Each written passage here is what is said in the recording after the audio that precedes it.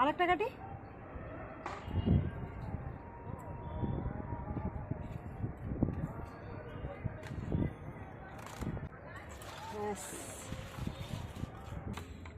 আমার ছাদ বাগানের পুঁইখাড়া তুলে ডাল হয়ে গেল। আর হয়েছিল এঁচোড়ের তরকারি, তাও নিরামিষভাবে। এঁচোড়ের তরকারি করছে আবার আমার পতিদেব। দেখো, কড়াইতে তেল খুঁজে পাচ্ছ তোমরা কেউ? আমি তো পাইনি। তেল ছাড়া এঁচোড়ের তরকারি। মশলাটা বারে বারে কষা হচ্ছে জল দিয়ে কষে কষে কষে কষে রান্নাটা করে ফেললো। তোমরা রান্নাটা দেখো, সব কিছুই দিচ্ছে, শুধু তেলটা দিচ্ছে না। মানে আমিও অবাক হয়ে গেছি যে এঁচোড়ের তরকারি তেল ছাড়া। হ্যাঁ, তেল দিয়েছে একদম একটুখানি কড়াতে, প্রথমেই ওই অতটুকুই তেল, আর কোনো তেলের গল্প নেই। রান্নাটা কিন্তু দারুণ।